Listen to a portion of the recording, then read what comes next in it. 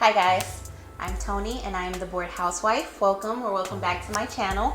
We are on another story about my wedding. Yay? I don't know. So far we've talked about the photographer and now we're going to talk about the bridesmaid. Yeah. So let's get right into it. I guess I would start off by saying keeping a bridesmaid in this wedding was not easy. As far as when I go through my everything that went wrong video, I will go through how I lost all my bridesmaids and stuff like that. I promise I didn't do anything. I was not a bridezilla, but especially with this one, let's think of a name for her. Let's call her Sandy, for Sandy Cheeks. I don't know. We'll call her Sandy. So me and Sandy weren't super close, but it came as a necessity at this point in time because I had 3 bridesmaids. Well, 2 bridesmaids, 1 maid of honor, and then 1 maid of honor, 2 bridesmaids, not including the original first. So the first bridesmaid to dropped out just because she was a no-show. She just disappeared off the face of the earth. We're no longer friends. No explanation, no nothing. Just asked me to come do something with her and then completely disappeared off the face of the earth. But she's not dead, so don't worry about that.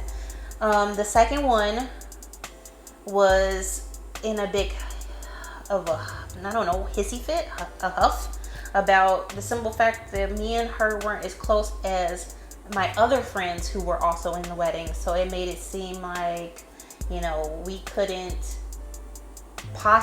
couldn't possibly really want her to be a bridesmaid. So then she was out. We're not friends. We just don't talk. Then my maid of, and then to replace the very first one who dropped out, who disappeared off the face of the earth, I brought in another one who we were friends, we were close. She actually ended up being in my wedding. She just wasn't initially the first pick, just put it that way. But I'm so thankful for her, like 100%. I don't think I would have made it through my wedding day without her. And people say that sometimes, like I couldn't get married without you, but I seriously don't think I would have made it that particular day without her sitting next to me. Anyway, so she was brought in to replace the first girl, and then I lost my maid of honor. We are to this day still best friends. At that time we took some time off from each other as far as being friends because she was going through a lot, and I felt like, you know, my wedding is a once in a lifetime, you know, thing, and that I just needed her to be there for me this one time. And at that moment in her life, she just couldn't. She couldn't be there, and I was upset about that. And I think that we both handled things in the wrong way. But we finally came back together, apologized, and we've picked up from that point and moved on. So now I only have the one. I have the one, and then I brought in my sister. I brought in my little sister to be a junior bridesmaid because at the time she was not 21 yet. So I brought my little sister in to be a junior bridesmaid, but now I'm still down a maid of honor and another bridesmaid. So this wouldn't have been a big deal, but my husband had all of his original groomsmen, plus he added one. So I didn't want it to be uneven. Like, if you know anything about me, I'm kind of anal when it comes to if things are symmetrical and look even on both sides and stuff like that. But oh my God, he had all of his originals, and I'm a little jealous, just a little bit. Not because they had been lifelong best friends, just because guys are more dependable than girls. Let's just put it that way. But anyway, back to Sandy. All right, so Sandy was brought in as a necessity. Me and her weren't super close. We knew each other. We worked for the same company. I won't use her real name or use her picture, but we worked for the same company. And at first we were really cool. Like, I came to her cubicle, we talked, we chitty chatted. Her and her boyfriend was a friend of mine before I ever knew anything about her. So I would go to his events, and then, you know, I would see her and we would chat, and, you know, it was nothing super deep, but it wasn't, you know, nothing. It wasn't like, oh, hi, bye, you know, that type of an associate. So when it came down to asking her, I told her very upfront that I just need somebody dependable who will be there that day, you know, to stand by me on a very important day of my life, who won't drop out for any reason or anything like that. Like, I just need somebody who can give me their word that they'll be there and dependable, because I had a very lack of dependability at this time, because I was losing bridesmaids and a maid of honor left and right. Like, I just didn't have anybody. And, you know, the three people that I thought were my closest and dearest friends who were gonna be there next to me on that day just weren't. And so it hurt. It felt like I don't have any friends, and I still have that feeling. But nevertheless, I just asked her to be a part of it, and she said she would. All right, so I asked her, she said she would. I sent her pictures of the dresses. I told her how I wanted her hair to look. I told her about as far as what I wanted to do for the bachelorette things and just stuff like that. I mean, I didn't get any of those things. I picked the dresses for everybody. That I think is the only thing that actually worked out. As far as the hairstyles, we'll get to that.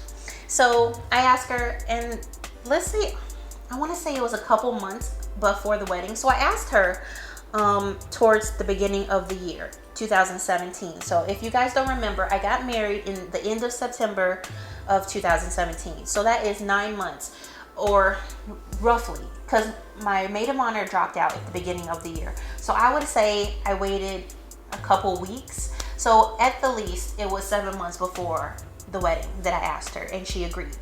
So everything seems fine. You know, the first couple months, she even goes with me to see, you know, my dress. She wasn't there when I picked my dress, but she went to go see my dress and actually also go in and try on her bridesmaid dress.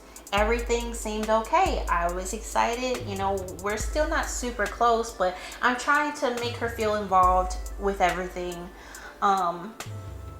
And then I want to say it was either 2 to 3 months ahead before everything was supposed to start happening, as far as the bridal shower, the bachelorette party, the wedding.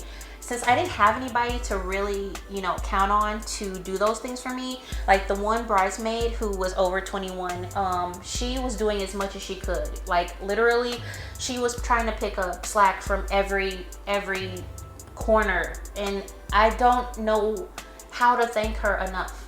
I just don't. But she was already doing too much. Like, her daughter was in the wedding as my flower girl. Like, I couldn't ask more from her. So I didn't have anybody to throw me a bachelorette party, and I did not have anybody to throw me a bridal shower.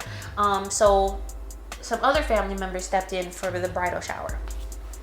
But she told me that she couldn't be there.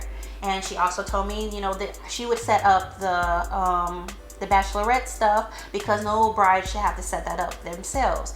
And so she took that role. I did not ask her to do that. So she started doing that. I would check in every once in a while to see how things were going, ask her about different things.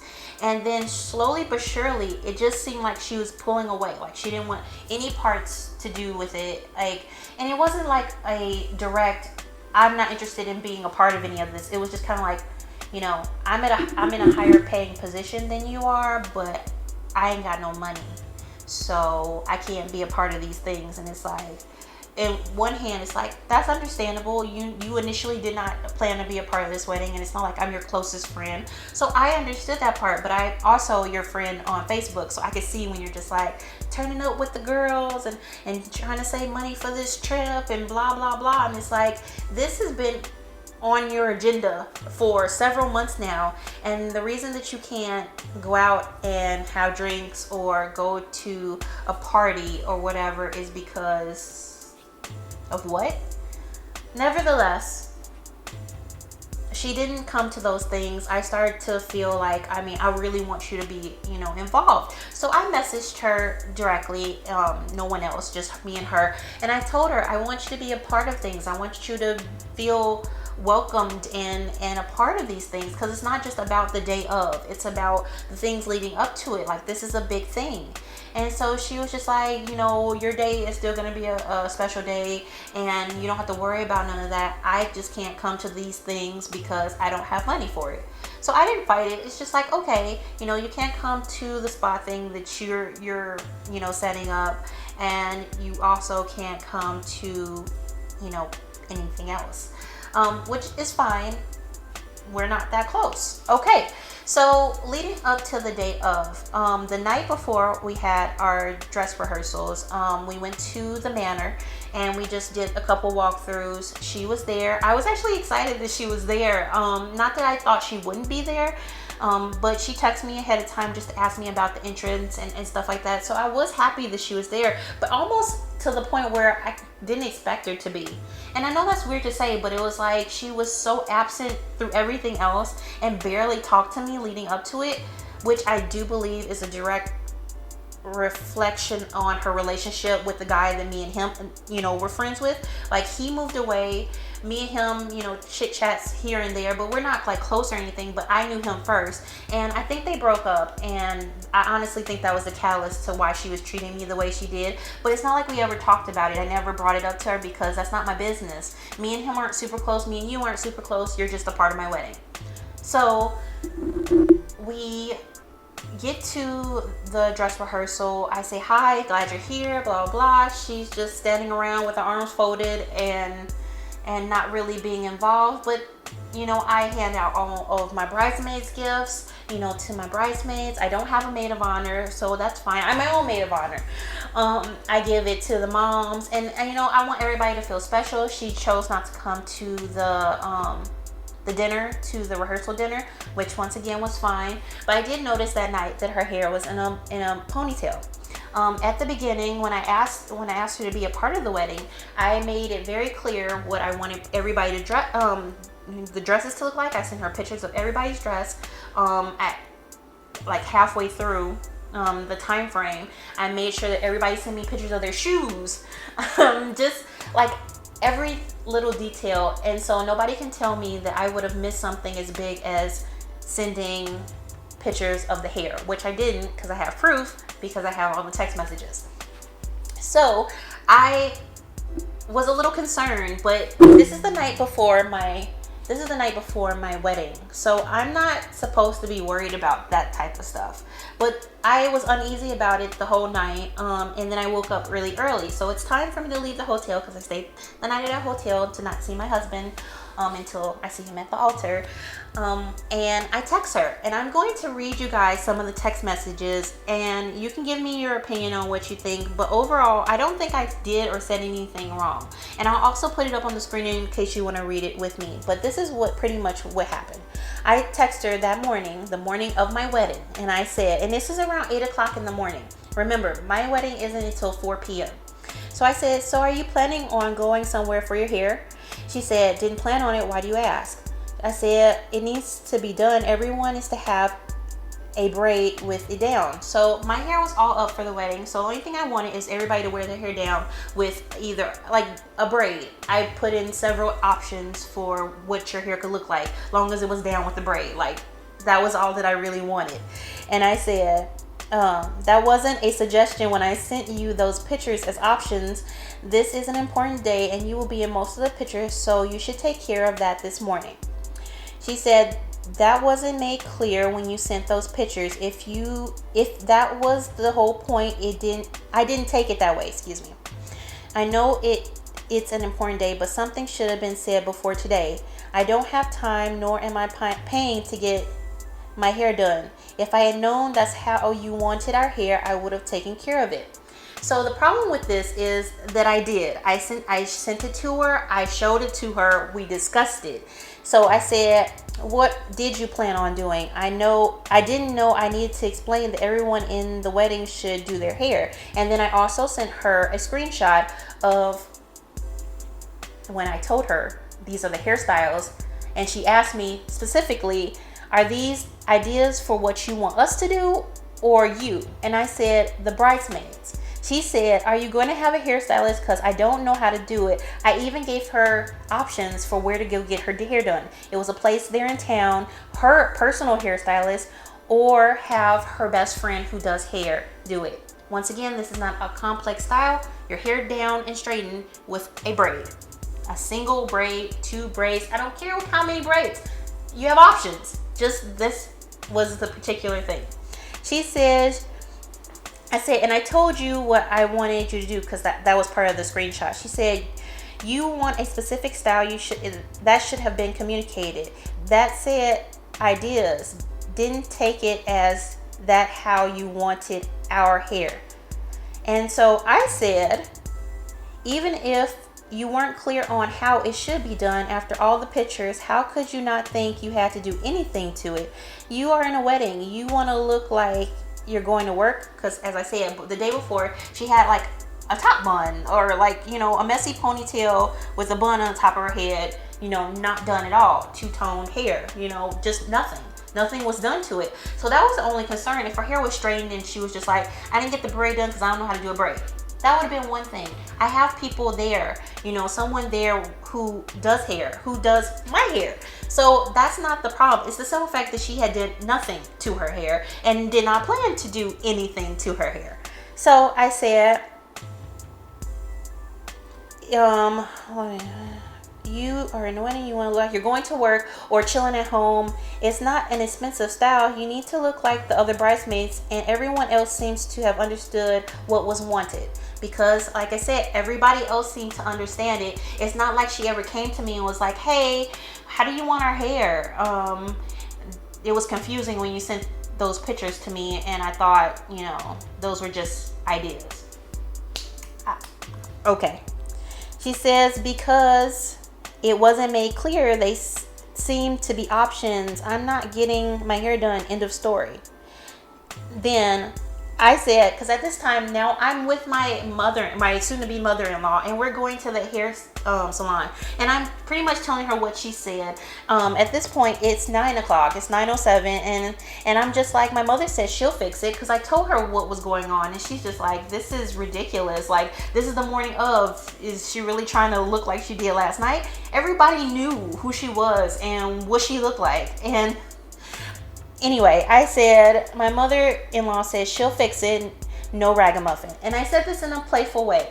Like, just don't come looking like a mess. It's not that hard. Like, if I just wore my hair in a bun every day because I don't know what to do with my hair, and then I'm a part of somebody's wedding and I was like, I'm not getting my hair done. What? Like, what would you say? And so she says, she's not touching my hair. I'm trying to be nice. Please don't take where we don't need to go today. I said, calm down. We're all grown, and she's just offering to help. It's not about you today. I'm done talking about it. Because at this time, I'm getting my hair done. I don't have time for this stress. If she felt like it was unclear, why not just let somebody help you fix your hair? Like, it doesn't seem like a big deal to me. And honestly, if the roles were reversed, I would have just let somebody else do it. But she said, you brought it up. Don't tell me to calm down. I'll be there the way I plan to be. Take it or leave it. I understand it's your day. Hold on, wait. So she sent that at 9:21, and I didn't say anything because, as I said, I'm done talking about it. I have to worry about me today. I don't have time to be worried about whatever's going on with you. And so she said, I understand it's your day, but it does not give you the right to disrespect me the way you did. Had I known you wanted a specific style, I would have made sure to have it done. No, you wouldn't have, because I did. I don't appreciate you speaking to me as if I'm completely clueless and don't have the common sense to look presentable for a wedding, nor did I appreciate your mother-in-law's comment, joking or not. I was doing you a favor by being in your wedding after your maid of honor pulled out, and this is the thanks I get. I'm not putting up with that, and I won't be there. Enjoy your day. I didn't respond to her at all because at that point you mean nothing to me. I blocked her on everything, because if you're not there, if you didn't want to be there, you didn't have to be there. I didn't come to you begging. I didn't come to you crying. I asked you if you could be there and be a part of something, and to make sure that you could actually be a part of it and not just flake out. And what do? You wait till the day of to flake out. That's on you, not me. I didn't say anything that was disrespectful. My point was that even if you did not understand what I wanted, you just weren't going to get anything done to your hair. Like, my point was, well, what are you doing to it? And what did she say? Nothing. So that's not, I don't care. So that was just another shitty thing on the best day of my life. Yeah, so I didn't even talk to anybody about it. I just texted my husband very quickly, and the officiant, that there was a change, that one of the bridesmaids wouldn't be there, so they needed to reconfigure pretty much. And they did. Everything went smoothly. Everything was fine after that point. I haven't spoken to her since that day. I think that it was pretty messed up.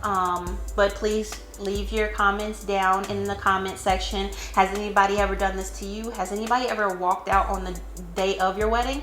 And honestly, she's the one who had to pay for that dress, the bridesmaid's dress, and you can't get a refund after you get it altered. So I don't really care. She decided not to be a part of something, and that was her. I think that at the point that she decided she didn't want to be a part of it, even though I hadn't said anything else and just stopped talking about it, I think that she wanted a way out, and she was looking for a way out, and she found a way out. So enjoy that gift that I gave you, enjoy that dress that you can't return, and good luck with your life. So that's all I have to say about it. That was just another wedding related story time. I can't make this stuff up, you guys. Like, I just have bad luck. People think they can just do whatever. But whatever. I got married, and like I said, if it wasn't for one of my bridesmaids just being the best ever, I don't know how I would have made it through the day. But I also want to put a special thanks to my sister, my junior bridesmaids, for being there. She made me laugh the entire day, and I did not feel like I missed anybody. I'm actually glad that I didn't have somebody with their arms folded and a snarly look on their face all day. But love you guys. As always, it's all about the journey. Please like, share, subscribe if you haven't already, and check out my Facebook page, which I'll put into the description box. And yeah, go ahead and tell me your stories down in the comment section. Tell me if anybody has ever really pissed you off on your wedding day. Oh my God. But I'll see you guys later with more videos, so check it out. Don't go far. Bye.